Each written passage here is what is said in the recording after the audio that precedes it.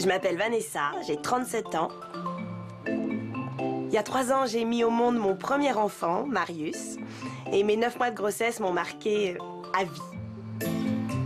J'ai donc décidé de tout raconter sur cette période très particulière dans une pièce de théâtre que j'ai écrite avec mon amie Ariane. Ce soir, c'est à Saint-Étienne que nous jouons. Ça va?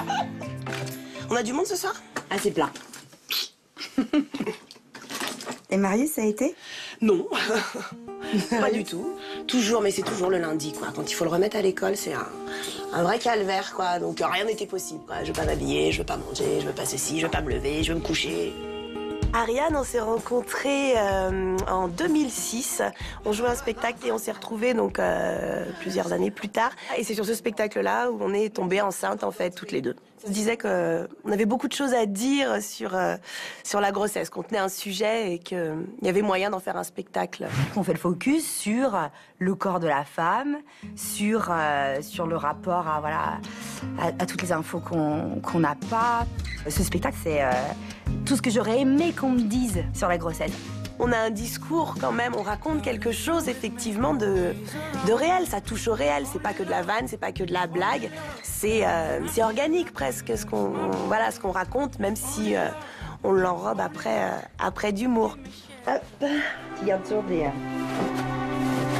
Hop, bah voilà, c'est impeccable, on dirait un vrai. Allez. Andiamo! Andiamo!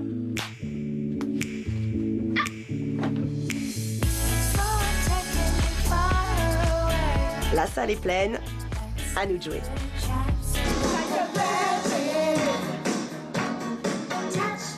Bonsoir à tous.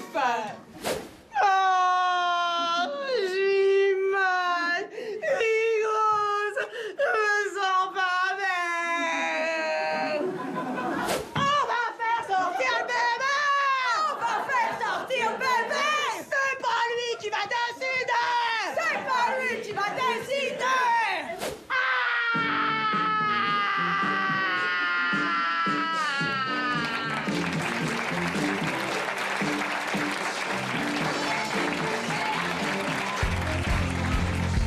J'ai déjà eu en fait un premier enfant et ce que je me disais pendant le spectacle, c'est que c'était quelque chose peut-être qu'on pourrait avoir dans la salle d'accouchement. C'est bien d'en parler parce que c'est un petit peu tabou et du coup ça fait un petit peu peur, donc elle dédramatise un petit peu tout ça, donc ouais, non, je trouve que c'est bien d'en parler et de rigoler un peu là-dessus. On se dit ça arrive pas qu'à soi, quoi. Pour les autres c'est pareil. C'est vrai, ouais. Finalement voilà. Nous qui avons vécu exactement. Ça. Voilà, ouais.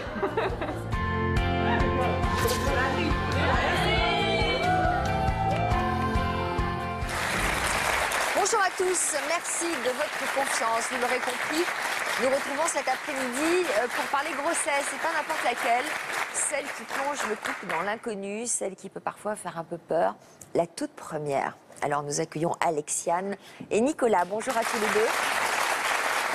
Merci d'avoir choisi toute une histoire pour vous exprimer. Vous avez 25 et 26 ans et je crois que c'est exactement ce que vous vivez en ce moment. Expliquez-nous, Alexiane, vous êtes enceinte pour la première fois? Oui, c'est ça, pour la première fois. Vous savez depuis combien de temps que vous êtes enceinte? On l'a appris 3 jours avant Noël, donc ça fait pas longtemps. Vous le vouliez tout de suite, cet enfant? Non, pas vraiment. Enfin, disons que c'est une grosse surprise parce que là, je suis encore étudiante. Comment vous avez réagi quand vous l'avez appris? C'était un petit peu difficile. C'est vrai qu'on s'y attendait pas du tout. Ça faisait extrêmement peur. Mais bon, là, ça va maintenant. On le vit beaucoup mieux et on est très contents. Vous êtes ensemble depuis combien de temps tous les deux? Depuis 6 ans et demi. 6 ans et demi, ouais. Donc, au début, quand vous l'avez appris, vous avez pleuré? Oui. De joie ou de panique? Plus de peur et de panique. C'est un peu le gros coup de stress, la grosse angoisse, en fait. Est-ce que votre entourage est au courant de cette grossesse? Non, pas du tout. Pas du tout. On attendait en fait les 3 mois pour leur annoncer. Et là, ça fait tout juste 3 mois. Donc d'ici 1 ou 2 semaines, on va leur dire. J'imagine que si vous participez à cette émission, c'est pour l'annoncer à tout le monde finalement? Oui, parce que le jour où on va leur dire, ce sera certainement le jour de la diffusion de l'émission. Donc ça sera un peu la deuxième surprise. C'est vrai que ouais, c'est un peu pour ça aussi. Vous vous posez quelles questions exactement tous les deux?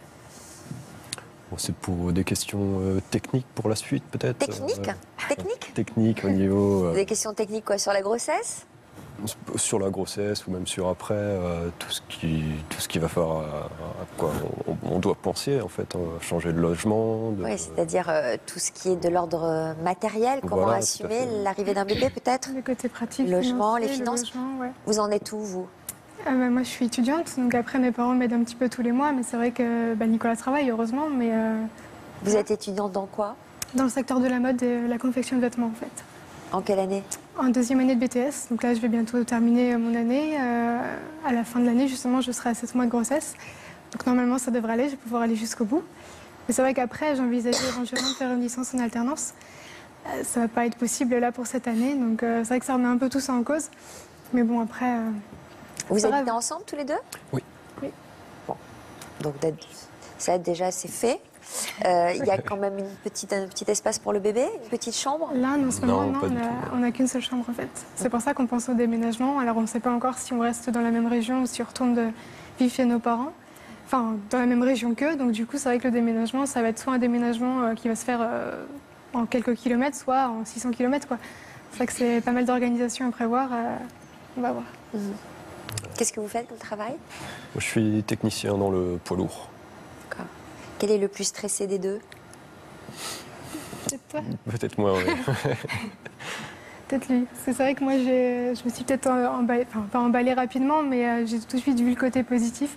Et à chaque fois, il me disait non mais attends, on va peut-être attendre la première prise de sang, attendre la première échographie, on verra après et tout. Donc c'est vrai que Je préférais vraiment être sûr de... Ouais. Il est plus dans la retenue que moi en que fait. le bébé Mais aille ce, bien. ce désir d'enfant, vous le partagiez tous les deux? Vous aviez envie de créer une famille tous les deux? Oui, Vous en dans- parliez déjà? On a peut-être abordé le sujet une fois, mais Ouais, c'était pas pour dans tout un de suite, futur en fait. proche, mais c'était pas tout de suite. Ouais. Alors, pour répondre aux questions que vous vous posez, peut-être pour vous rassurer, nos experts sont là. Frédéric Farigou est là et Samuel Mergui, nos psychologues. Que vous inspire tout de suite le récit d'Alexiane et Nicolas? En fait, je trouve que déjà bravo, parce que c'est une expérience formidable à vivre. Et c'est normal aussi d'avoir des inquiétudes. Même quand on n'est pas installé dans la vie, c'est un bouleversement complet.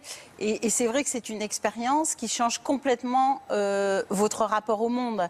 C'est-à-dire que vous étiez insouciante, étudiante, à vous installer dans la vie. Et puis tout d'un coup, il y a cette responsabilité. Puis on l'entend bien chez vous. Et c'est souvent la préoccupation de l'homme. C'est-à-dire que lui, il va être plus préoccupé des conditions matérielles, d'offrir un nid satisfaisant à sa famille. Donc ça, c'est normal. C'est absolument normal.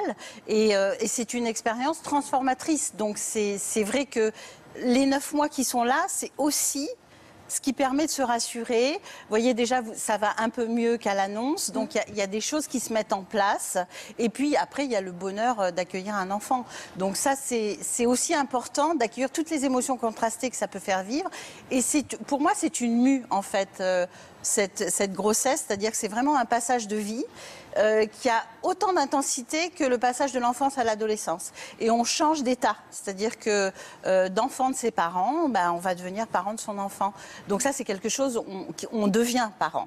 On ne naît pas comme ça, on se transforme au fil du temps et au fil de la grossesse. Voilà, les 9 mois. Ah oui, et servent à ça, vraiment. Donc ça, c'est rassurant parce qu'on se dit, on a un temps aussi pour se préparer à ce qui va advenir. Et alors moi, je voudrais rajouter, ce qui pourrait être rassurant pour vous, c'est que là, vous venez de traverser le plus difficile, en fait. Puisque généralement, les 3 premiers mois, c'est la période la plus anxiogène, parce que vous avez toutes les angoisses que vous allez encore avoir après, bien sûr, liées à est-ce que je vais l'aimer, est-ce que je vais être à la hauteur, etc. Qu'est-ce qu'on va changer, mais il y a aussi toutes ces angoisses de est-ce qu'on va garder l'enfant, est-ce qu'il n'y a pas un risque de fausse couche, parce qu'effectivement, les premiers mois, c'est plus risqué. Et puis, généralement, on ne s'autorise pas totalement à être parent, puisque vous l'avez dit, on ne sait pas trop, on veut faire des prises de sang pour être vraiment rassuré avant de s'autoriser à l'investir. Et puis du coup, comme on ne peut pas l'annoncer aux autres, il y a la fatigue, vous ressentez, la baisse des performances professionnelles, et vous ne pouvez pas vous justifier de cette fatigue-là, justement, auprès de votre entourage. Et ça, c'est extrêmement stressant. Du coup, après, ça va quand même un petit peu mieux. Alors, Alexiane et Nicolas, pour vous donner un aperçu de ce qui vous attend et parler de ce qui vous arrive en ce moment, eh bien, nous avons composé pour vous une équipe de grandes sœurs et de grands frères, si l'on peut dire. On va accueillir chaleureusement Vanessa, Ariane, Aude et Cess.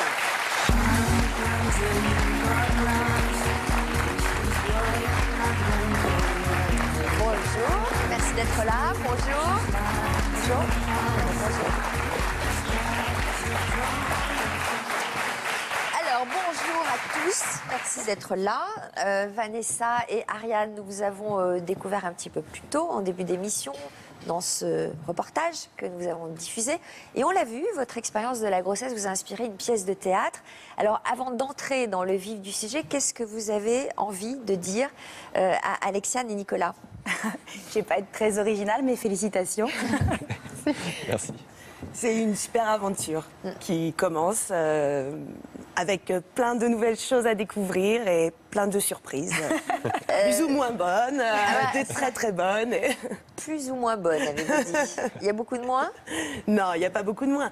Il y a du moins. C'est vrai qu'il y a... Enfin, il y a du moins après. Chaque grossesse est unique. Chaque femme vit les choses aussi à sa façon et différemment. Donc, nous, on parle de notre expérience, mais peut-être que la tienne sera complètement différente. Alors, dans les moins, par exemple, qu'est-ce que vous diriez? Moi, je dirais que je ne savais pas que mon vagin allait tomber dans le domaine public.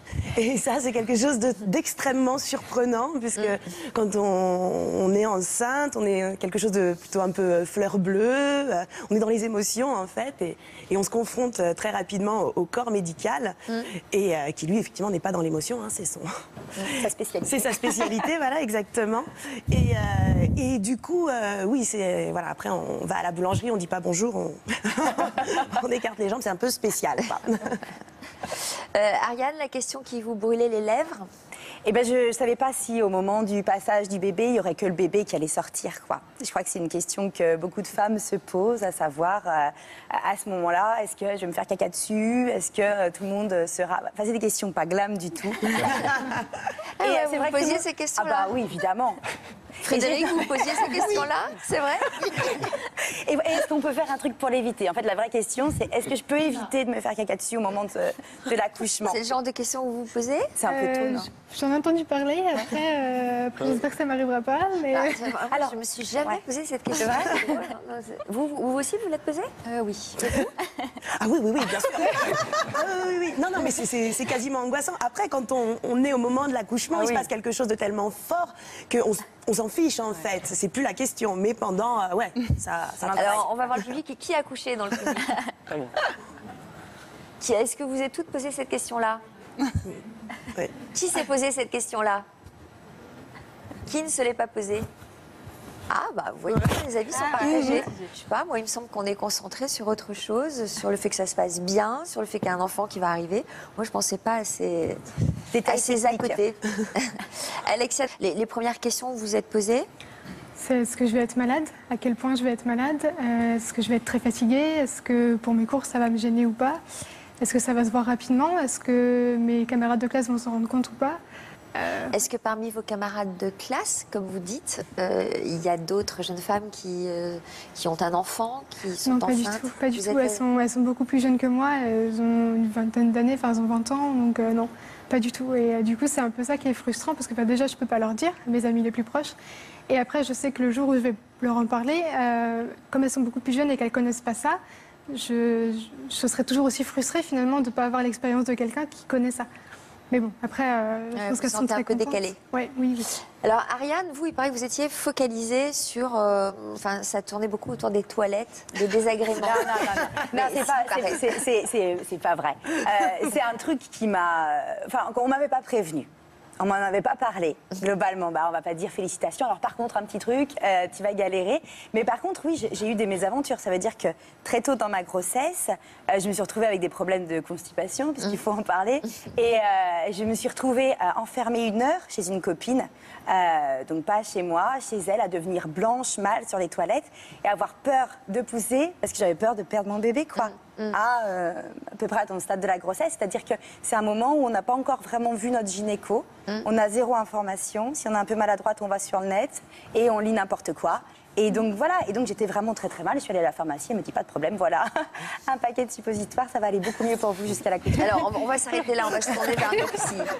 Est-ce que c'est normal quand même d'être focalisé sur ces questions-là? Ça peut être tout type de questions. Quand on est enceinte, on a des obsessions. on se fait des fixettes sur certains trucs, il y a des choses où on est focalisé. Donc ça, c'est absolument normal parce que comme on est à fleur de peau, on est facilement focusé sur ce genre de problématiques. Moi, je sais qu'enceinte, je voulais accoucher sans poils. C'est-à-dire, je voulais être épilée le jour de l'accouchement. C'était une obsession. C'est débile. C'est complètement débile, mais ça m'obsédait. Donc, j'ai dépensé des fortunes. Voilà. Et chaque femme enceinte que je reçois a ses obsessions. Mais c'est vrai, on est dans un état émotionnel qui est quand même assez particulier. Et on peut avoir ce genre de fixette. Moi, je voudrais rajouter quelque chose par rapport à ce que vous avez dit. Surtout, voilà, un conseil à donner, c'est ne surtout pas consulter les forums. Parce que quand on cherche une information, on la trouve toujours. Et il y a toujours des personnes qui auront vécu même si c'est une personne, on va se dire, donc ça peut arriver. Et donc, voilà, c'est un conseil, ne pas regarder les forums pendant la grossesse. Vous y allez sur les forums? Ça m'est déjà arrivé, oui. Et surtout, ne pas écouter les histoires de récits d'accouchement, parce que là, on va vous raconter les trucs les plus sordides, les plus terribles. Hein? Oui. Non, mais... Ça a déjà commencé? Pour les accouchements, non, je n'ai pas encore regardé les récits, tout ça, mais c'est vrai qu'au début, quand j'étais assise, par exemple en voiture ou sur un fauteuil, quand je me levais, ça me tirait dans le bas du ventre. Et j'ai déjà regardé sur des forums ce que ça pouvait être. Enfin, puis du coup, oui, des fois, il y a des trucs qui font un peu peur, mais bon, j'évite quand même d'y aller, parce que de toute façon, Nicolas me rappelle à l'ordre et il me dit non, mais arrête, c'est des bêtises, quoi. Alors, on va accueillir Benoît, le compagnon d'Ariane, qui nous a accompagnés jusqu'ici et qui va nous rejoindre sur notre plateau.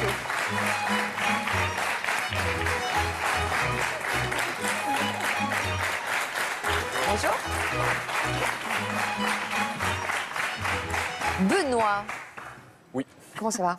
Ça va bien. Ouais. Comment vous avez vécu ce focus un peu particulier quand même, un peu spécialisé? Vous en parliez tous les deux de ces obsessions? Je parle de tout facilement, donc c'est une question de caractère aussi.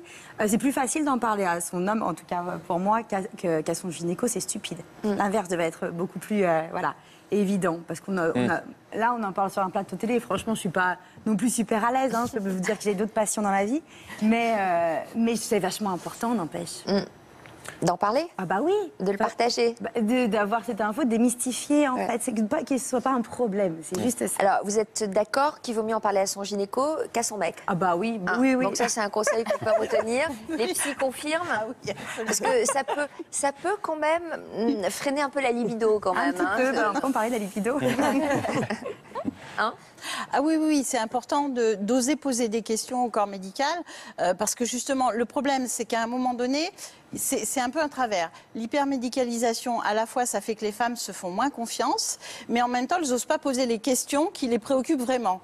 Donc là, on est dans cette ambivalence. Donc effectivement, moi, je vous encourage si vous êtes enceinte, à poser ces questions et puis à ne pas hésiter, parce que pour le gynéco, ce sont des questions triviales qui font partie du quotidien. Donc c'est important de les poser. Donc listez vos questions et posez-les au gynéco. Alors on va saluer Aude. Bonjour Aude. Bonjour.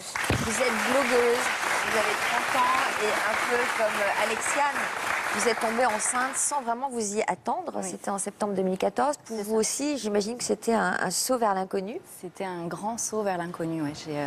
J'ai eu plein de surprises, qu'elles soient bonnes ou mauvaises. C'est vrai que je les rejoins là-dessus. Mais c'était quand même une expérience de fou. Et voilà, j'ai partagé l'expérience sur mon blog en fait, avec mes lectrices. Tout au long de la grossesse et même maintenant, je continue. Alors c'était quoi, un exutoire? Ça vous permettait de vous libérer de toutes les questions que vous vous posiez? Oui, c'était peut-être pouvoir mettre des mots sur ce que je ressentais, qu'il n'y avait pas forcément l'écoute dans l'entourage ou dans le corps médical. Donc du coup, j'avais besoin d'en parler, de poser des mots là-dessus et voilà, d'écrire mes articles. Alors faites-nous partager les quelques galères que vous avez vécues. Moi, c'était beaucoup d'angoisse en fait. Dès le départ, un peu voilà, comme Alexiane, pour les 3 premiers mois, c'est vrai que c'est un peu, on dit que c'est les 3 mois où on angoisse le plus, où on pense à tout, on se pose beaucoup de questions. Là, ça avait l'air d'aller mieux. Hein, là, j'allais très bien. Non, là, ça allait très bien. C'était le 7e mois, ça. 7e mois de grossesse. Alors, quel genre d'angoisse? On va les détailler un peu. C'était les premiers mois, forcément, on pense, est-ce que cette grossesse va tenir? Est-ce que ça va bien se passer? Est-ce que je vais pas être trop malade? Est-ce que je vais pouvoir continuer à travailler? Il y a plein de questions, autant de bonheur que d'angoisse. Alors, Cess, vous aussi, vous avez eu envie d'écrire sur la grossesse de votre épouse. Et même de dessiner, puisque vous en avez fait une BD. La couverture s'affichait dans l'écran derrière moi, Papa, pas prêt. Alors, vous aviez quel âge, vous, quand vous avez appris que vous alliez devenir papa? Alors, jeune, je venais d'avoir 23 ans. Ah oui, très Voilà. jeune. Donc, j'ai dû... elle m'a annoncé ça, et elle, comme moi, on ne s'y attendait absolument pas. Vous étiez en couple? On tous était les en deux couple déjà depuis un petit moment. Vous viviez ensemble? On vivait ensemble. Vous en aviez parlé? Vous aviez évoqué ce projet? Oui, mais comme tout le monde, c'était les projets style... ou quand on aura... Ah, si on a un enfant un jour, ou si... Voilà, mais c'était absolument pas concret pour le moment. Et il y a eu des avertissements avant. On avait eu des avertissements, type fausse couche, grossesse extra-utérine, avortement. On a fait les 3 dans l'ordre. Ouais. Un chaque année, pour... voilà. Et cette année-là, elle m'a dit, voilà, je suis enceinte. Ah. Mais elle prenait pas de contraception? Non, pas bien. Pas bien? Ouais, c'est-à-dire qu'elle oubliait? Elle oubliait. Un acte manqué? Un acte manqué, peut-être. Voilà. Et du coup, cette question, on s'est dit, bon, qu'est-ce qu'on fait cette fois-ci? On a déjà fait les 3. Bon, celui-là, on prend l'option de on garde. Bon. Et aucun des deux, en fait, pendant les 3 premiers mois, n'a pris de réelle décision. Donc, en fait, quand les 3 mois sont passés, on s'est dit que finalement, l'un comme l'autre, peut-être que, voilà, on le voulait aussi. Donc, voilà. Oui, parce que sinon, vous auriez décidé. Sinon, là, ça nous est déjà arrivé. Ah, ok, t'es enceinte. Ok, on va avorter. J'imagine que, comme tout le monde, vous l'avez mal vécu, cet avortement. Ça laisse des traces et des douleurs. Sincèrement, oui, mais Pardon. Le premier avortement, on était quand même encore plus jeune. Et on l'a fait dans la foulée. Donc c'était quand même à l'hôpital. Mais je pense que ça a plus affecté mon amie que moi, bien que j'étais là pour la soutenir. Mais voilà. Bon, donc là, vous n'avez pas vraiment décidé, mais vous l'avez gardé. Voilà. Pendant ces 3 mois où vous n'avez pas vraiment pris de décision, beaucoup d'angoisse? Beaucoup. Quel genre? Alors, je pense les angoisses. Je pense, c'était pas encore, on n'était absolument pas projeté dans les angoisses de futurs parents. Pas du tout, c'était plutôt les angoisses de, ok, on va garder, ok, un enfant, alors c'est quoi? Est-ce qu'on a assez de place dans Paris? On est jeune. On se lance dans la vie professionnelle, on ne gagne pas forcément notre vie. Comment on fait? Vis-à-vis des parents, on va leur annoncer. J'ai peur. Voilà. Toutes ces questions primaires, si on veut. Est-ce qu'on devient grand tout d'un coup? Déjà, ça calme, oui, je pense. Ça calme déjà. Et après, si on prend la décision de le garder, de se lancer dans l'histoire, normalement, c'est censé... voilà.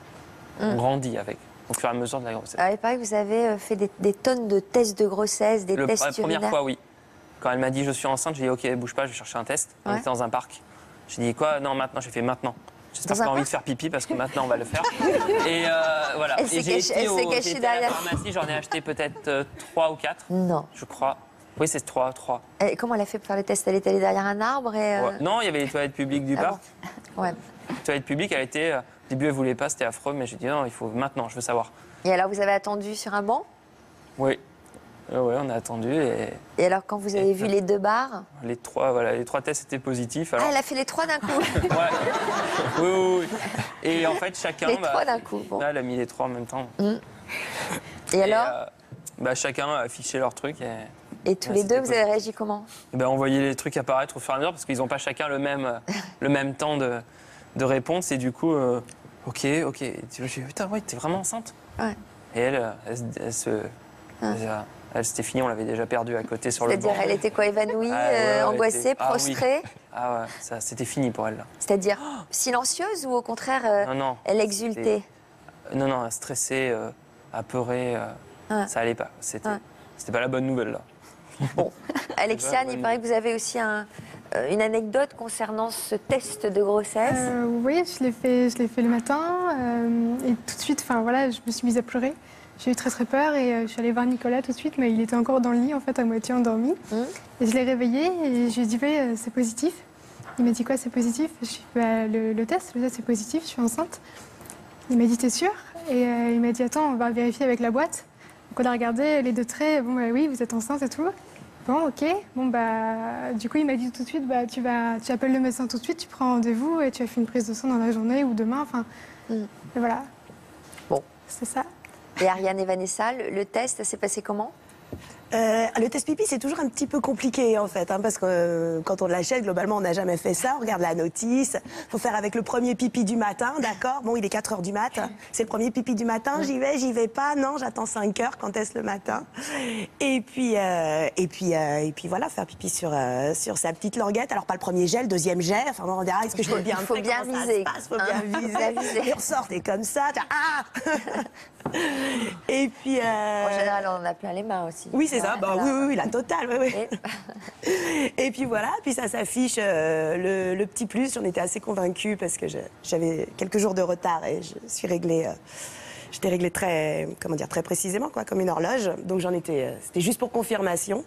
Voilà, moi j'étais contente, mais sans plus. C'est-à-dire qu'on avait décidé d'avoir un enfant, mais il n'y avait pas d'urgence. Voilà, je pensais pouvoir me réaliser en tant que femme sans avoir d'enfant. Donc voilà. Et vous, Ariane? Moi, j'ai deux enfants. Du coup, la première fois, j'étais en tournée et c'était pas vraiment le bon moment. Donc, j'ai fait 2 tests. Un premier, c'était un peu tôt. J'avais besoin de savoir très, très vite. J'étais pas avec Ben, qui était du coup pas avec moi en tournée. Et le premier, j'ai fait oui, peut-être. Bon, j'ai un peu laissé de côté. Et j'en ai refait un deuxième qui était très clair. Ça me m'arrangeait pas trop parce que c'est compliqué dans nos métiers de pas boire, de pas fumer, de pas s'amuser, même dans la vie. Hein. Enfin, je veux dire, il n'y a pas que dans nos métiers. Et voilà, mais c'était une chouette nouvelle. Ouais, complètement. Juste un mot des experts sur ces tests de grossesse et la manière dont on vit ce moment. Ça dépend. Parce qu'on peut être dans un désir de faire un enfant avec son compagnon et du coup, ça peut être une grande joie ou une grande angoisse parce que c'était pas forcément prévu.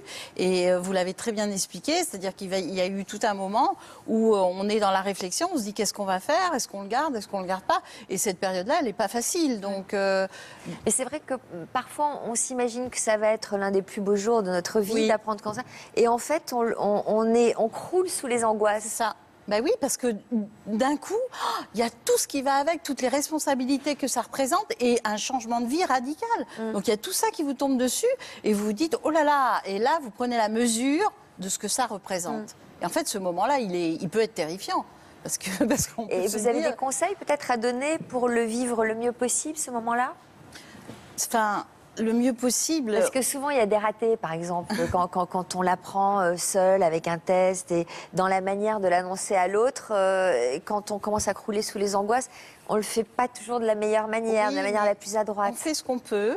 Et puis après, c'est un moment dont on parle avec émotion. Justement, même si le moment a été maladroit, il va faire partie de l'histoire du couple aussi. Ouais. Et on va s'en souvenir parce que ça sera une anecdote. Et on fait ce qu'on peut dans ces moments-là. On ne peut pas toujours prévoir.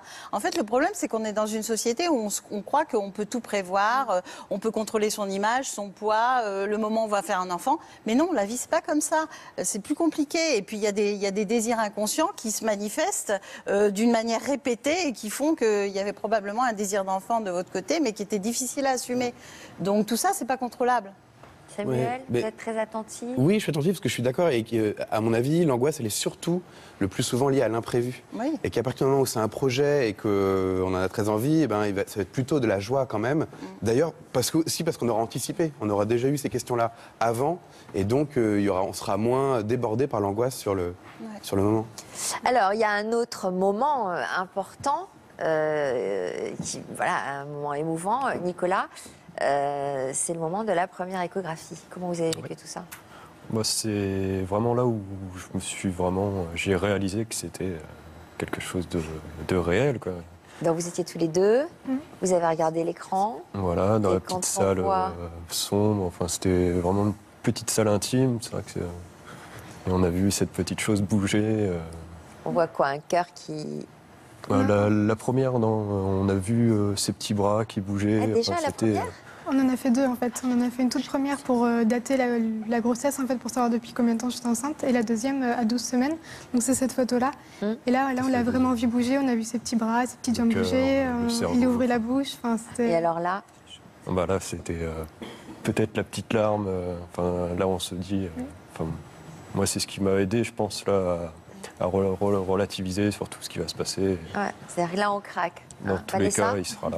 Vous vous souvenez de la première écho Oui, bien sûr. Ouais, c'est le moment où tout devient concret, en fait. C'est le moment où on ne peut plus faire machine arrière, où il est là, où on le voit. Enfin, on le voit.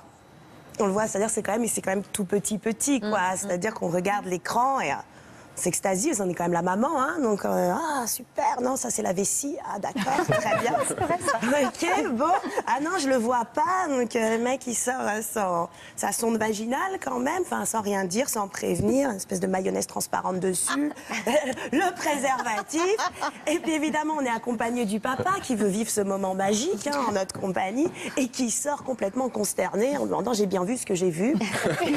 Oui, assure-toi, je n'y ai pris aucun plaisir. Les choses soient très claires.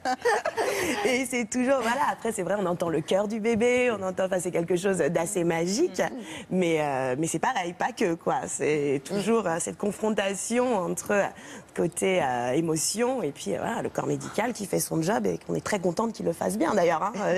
Et la deuxième échographie? La deuxième échographie, alors là pour le coup, là on voit bien le bébé. La deuxième échographie, il n'y a pas de souci. Et moi ce qui m'a marqué, c'est que quand on est enceinte, je faisais voilà, la femme se caresse le ventre. Enfin moi en tout cas, je caressais mon bébé en lui parlant à l'intérieur et tout. C'est donc à la deuxième échographie qu'on se rend compte qu'on lui caresse les fesses depuis 6 mois. En fait, il est les fesses en l'air. Et c'est quand même un peu surprenant, quoi. Et on rentre, tu crois que ça va l'avoir traumatisé? J'en ai fait un pervers. Et à laquelle on a dit qu'il avait de grands pieds, qu'il ou elle avait de grands pieds? Oui, la dernière, donc toujours le même échographe. Ouais. Voilà, qui dit oh là là. Oh là là.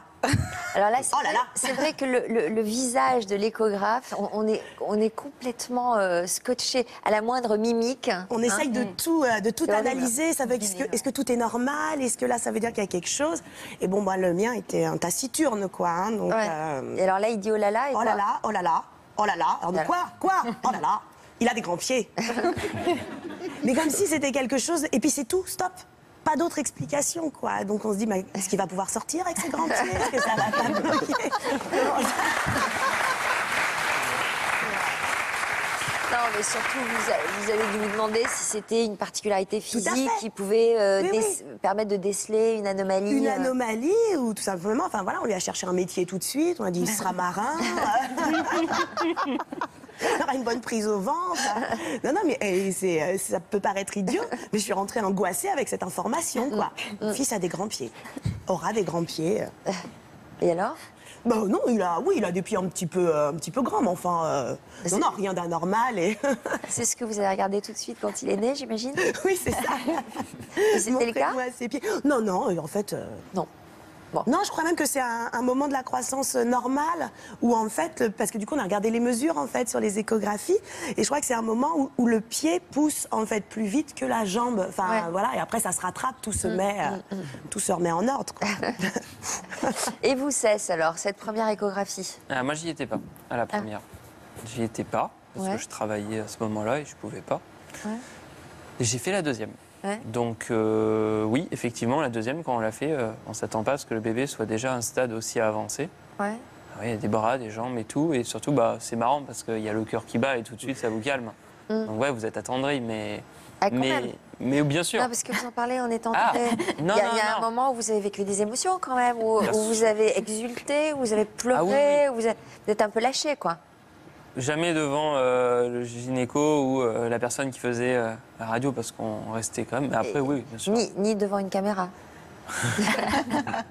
Ça va. Bon, alors il paraît que vous étiez très investi dans la grossesse. Oui. Combat anti-vergeture.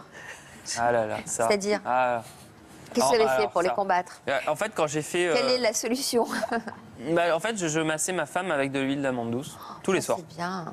Parce que c'était pas nouveau, le fait vous le faisiez déjà avant? Non, je ne faisais pas avant. Enfin, ça a commencé quand elle a commencé à prendre du ventre et que je voyais qu'elle faisait, mais je n'avais pas l'impression qu'elle faisait comme moi je voulais qu'elle fasse. C'est-à-dire? Je lui ai dit, mais vas-y, mais je t'ai acheté de l'huile d'amande douce, mais il faut masser et tout, tu sais. Et en fait, je me dis, moi je vais le faire. Le soir devant la télé, je te le fais. C'est très bon, ça. Et résultat, 0 vergeture. Et c'est pas le fait que... Voilà, exactement. Qui vous avait donné ce conseil, là? Les forums. Les forums ne donnent pas que de la désinformation. Non. Il y a aussi des trucs sympas. Ah, vous êtes allé sur les forums En fait, alors, j'avais regardé sur Internet, je voulais dire, les vergetures, je voyais pas trop à quoi ça ressemblait. J'ai regardé, j'ai fait ce qu'il fallait pas faire, Google Images. En fait, le truc, en fait, c'est que je suis pas sûre que ça serve à quelque chose, parce qu'il y a des peaux génétiquement programmées pour avoir des vergetures ou pas. C'est vrai. Et il y a des femmes qui se crèment pendant toute leur grossesse et qui ont des vergetures à la couche. Mais ça me rassurait.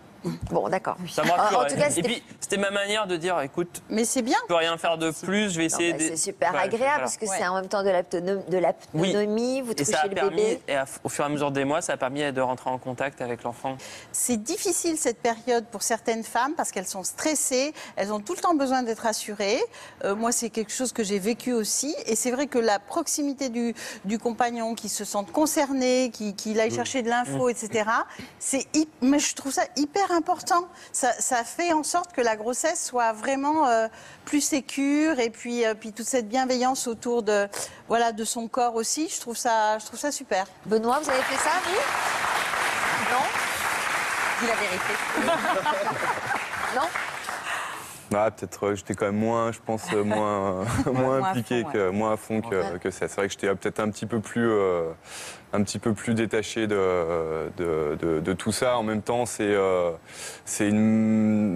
ma méthode pour moins stresser et pour continuer à vivre, puis essayer effectivement de prévoir un petit peu l'avenir, ce qui allait se passer après l'accouchement. Mais c'est vrai que c'était pour éviter de trop stresser, parce que j'ai tendance à pas mal stresser. J'ai essayé d'extérioriser un petit peu, voilà. Mais bon, après, je pense quand même avoir été présent quand même.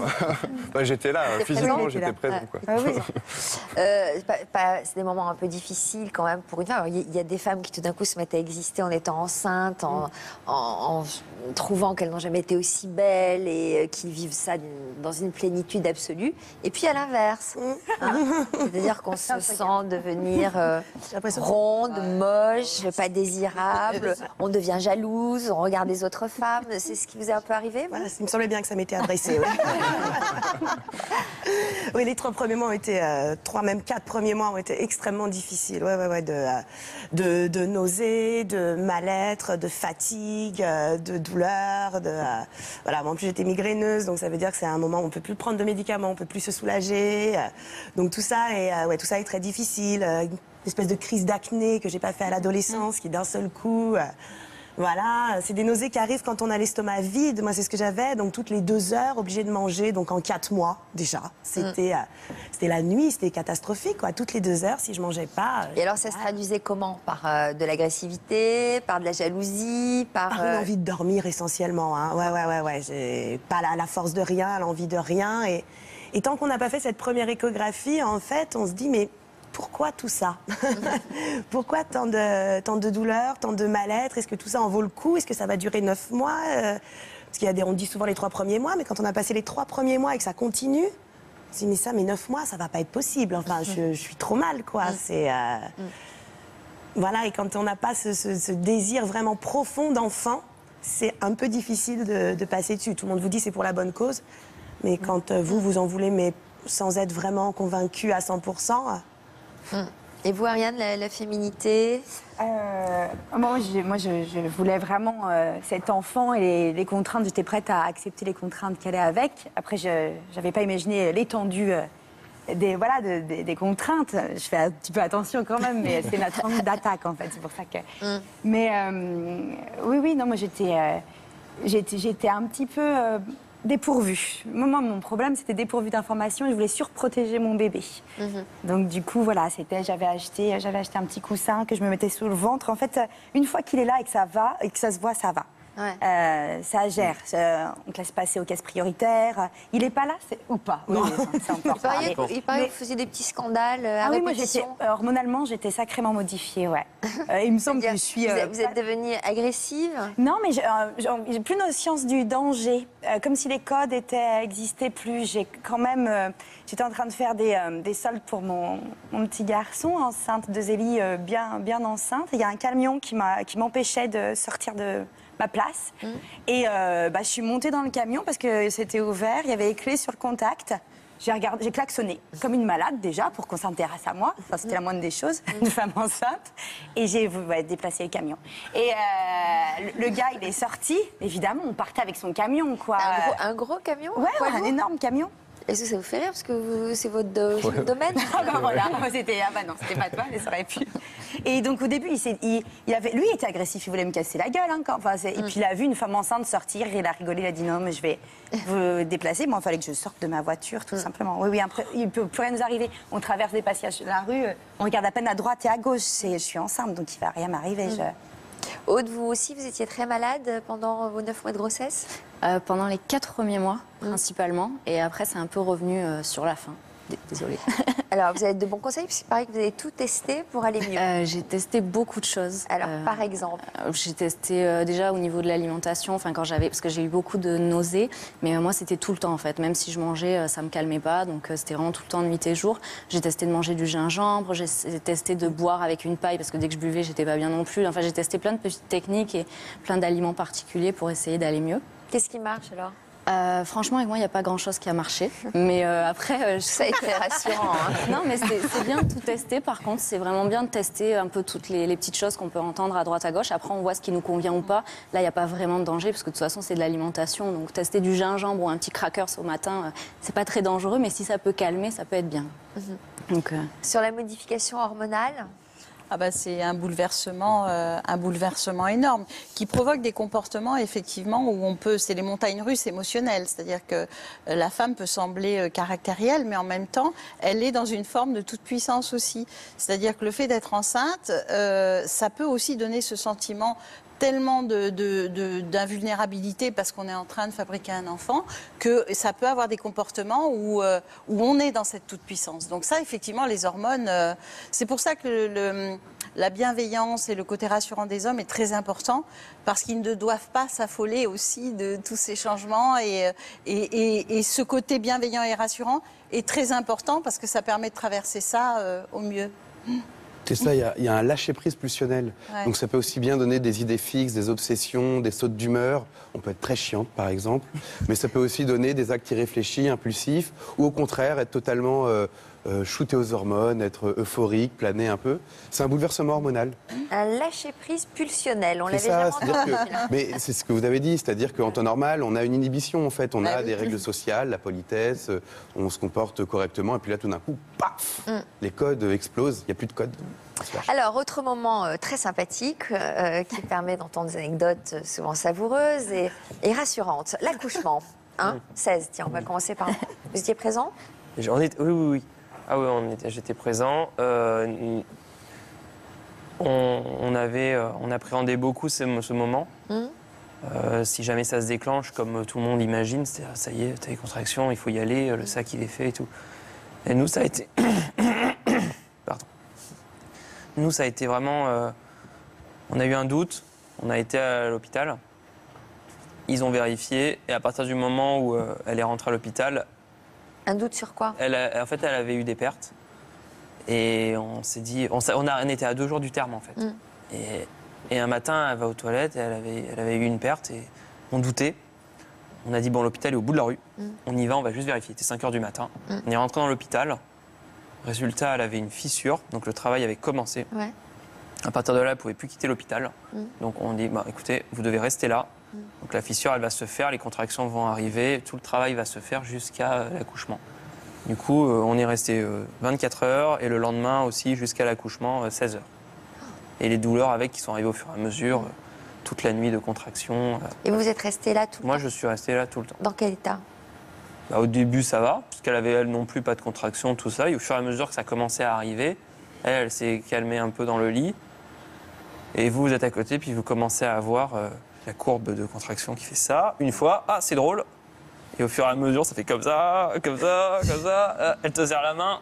Vous étiez stressé? Moi, j'étais un peu stressé pour elle, mais avec toujours le côté ça va aller, ça va aller, ça va aller. Et finalement, ça s'est passé comment? Finalement, ça s'est passé que elle comme moi, on redoutait beaucoup ce moment de l'accouchement, la fameuse scène de pousser madame, pousser monsieur, vous tombez pas dans les pommes.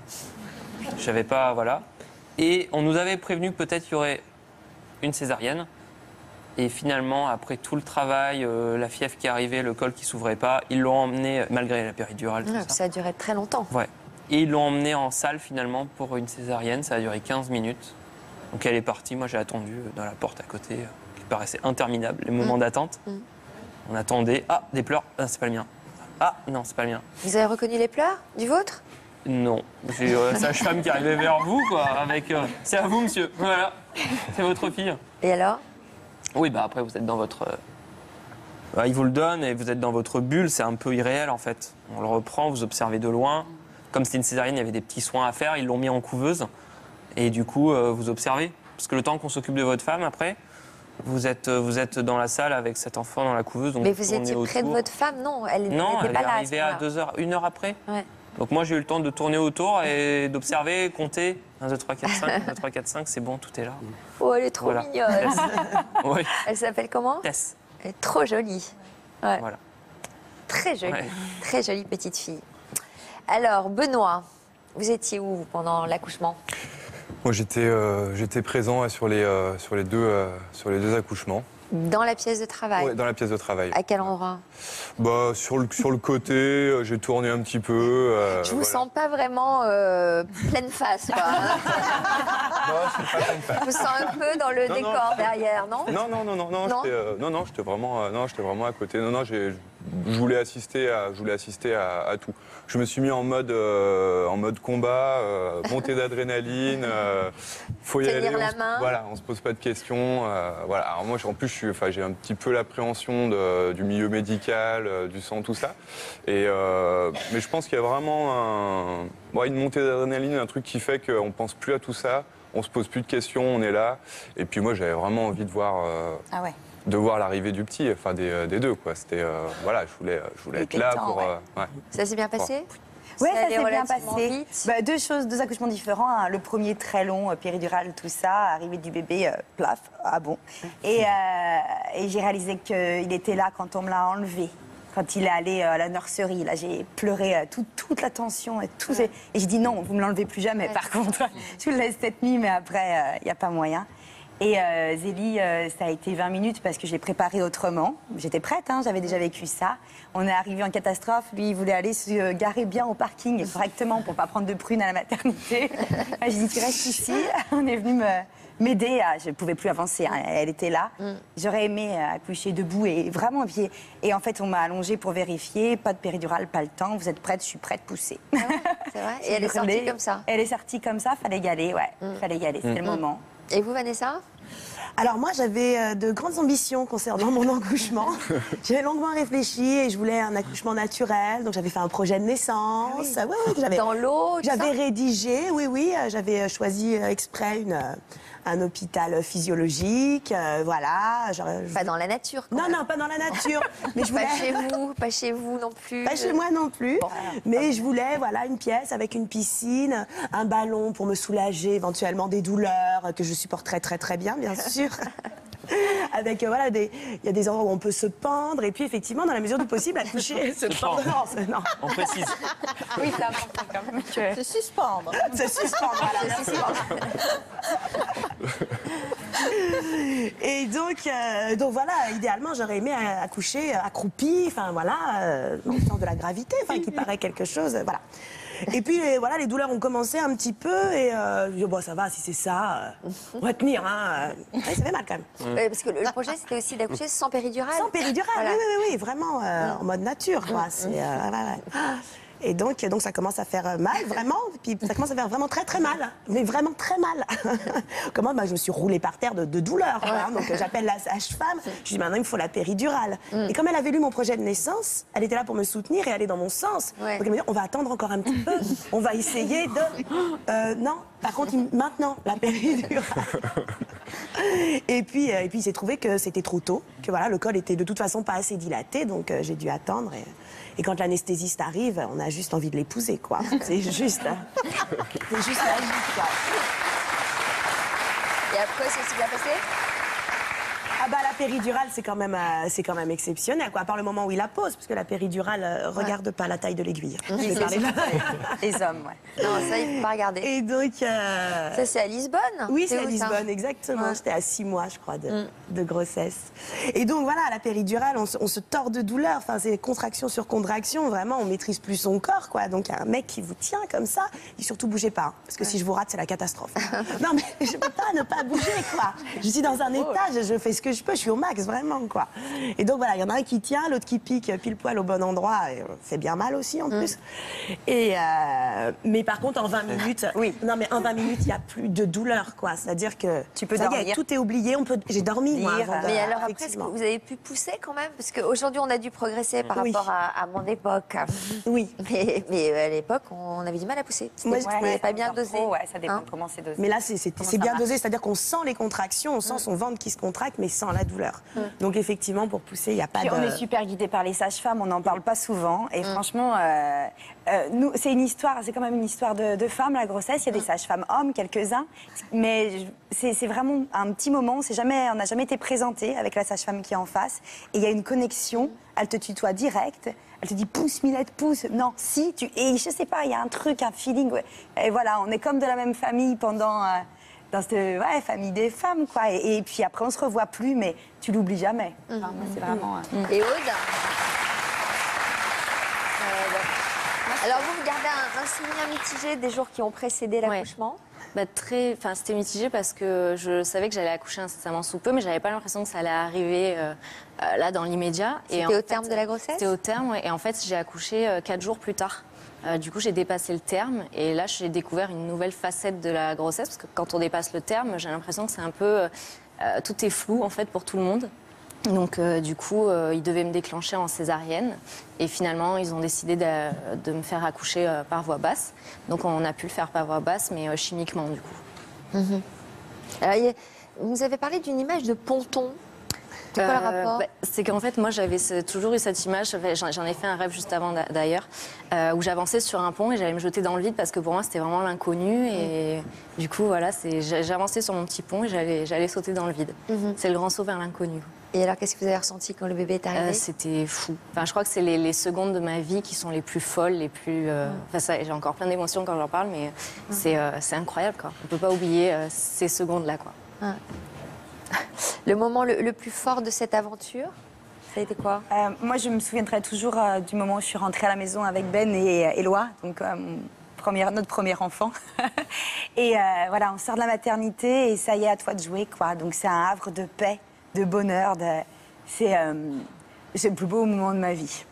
De rentrer à la maison? Ouais, ça y est, c'est ton histoire. Maintenant, tu fais ta route. Pourtant, souvent, c'est l'un des moments les plus angoissants quand on se dit est-ce qu'on va arriver. Je sais pas si tu es d'accord, mais... Ah bah complètement. Là, on est à la maison. Ça y est, il n'y a plus la pression du corps médical. On se sent... et puis ça y est, on rentre dans le métier de parent, quoi. On est... voilà. Cher. Non, c'est on fait comme on le sent et on se fait confiance pour la première fois. Je me suis pas assez fait confiance quand j'étais enceinte. Et on peut se faire confiance parce que globalement, on maîtrise pas tout ça. Puis c'est ton bébé, quoi. C'est ton histoire. Voilà, je crois qu'il faut pas hésiter à poser des questions quand elles arrivent. Donc pas être gênée, quelle qu'elle soit. Parce que je te le souhaite. Enfin, et puis j'y crois, jamais grave, quoi. Et après, quand tu deviens parent et qu'il est là, bon bah... C'est parti. Voilà, c'est parti.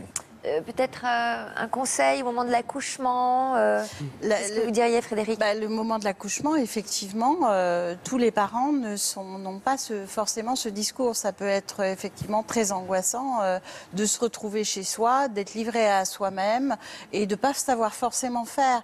Parce qu'il y a aussi cette idée qu'on est dans des générations d'après la libération de la femme et il y a eu peu de transmission de la part de cette génération-là pour le devenir mère. Et du coup, c'est vrai que je trouve que les jeunes femmes se retrouvent un peu démunies pour faire face à ce moment qui est très anxiogène. En plus, on se retrouve avec un bébé, on ne comprend pas forcément les réactions, qui peut pleurer beaucoup. Et moi, je trouve que c'est un moment pas facile. Et effectivement, où les femmes ne sont pas tellement accompagnées. Et alors, il y a un autre moment, moi, qui me paraît très important. Effectivement, vous l'avez souligné, les sages-femmes sont souvent très bienveillantes très maternantes pendant la grossesse et le sont de plus en plus jusqu'au moment de l'accouchement. Et puis, allez savoir pourquoi. Moi, c'est un discours que j'ai souvent recueilli. C'est juste après l'accouchement, les mères ne sont plus rien. Donc ça, c'est une mise en garde.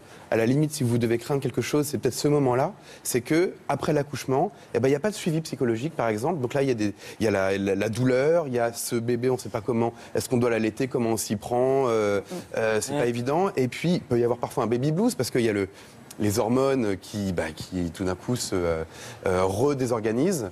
Et puis, bizarrement, il n'y a pas de suivi et ces pauvres mamans se retrouvent totalement abandonnées. Donc c'est très important, l'entourage, en tout cas à l'hôpital, juste après l'accouchement, parce que le corps médical ne joue pas toujours un rôle très... Tu as raison, mais je voudrais rajouter qu'effectivement, ce qui est intéressant aujourd'hui, les sages-femmes en libéral font ce suivi post-accouchement. Baby blues, c'est très aidant. Baby blues, pas d'expérience de baby blues. Aude, peut-être? Oui, mais alors pas juste après. Un peu plus tard. Un peu plus tard, oui. Mais et pas... Cess? Non, là on n'a pas fait, non. Et vous? Moi non. Non, c'était petite maison du bonheur, c'était nickel. On était... Joy. Ouais. Des angoisses quand il fallait, mais simples. Les mêmes que tout le monde.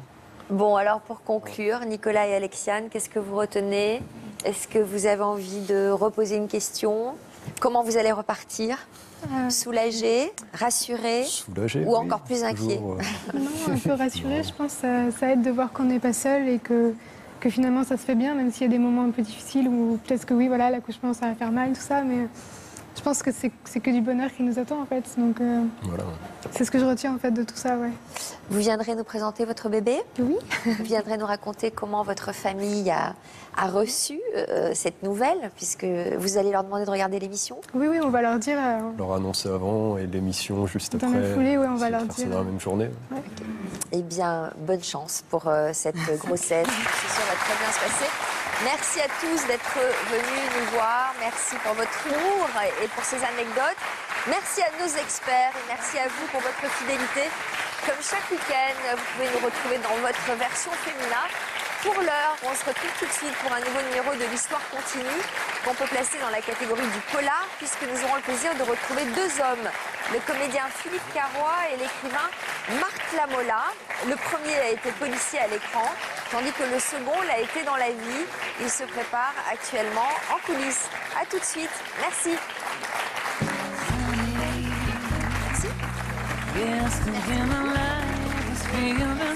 Bravo.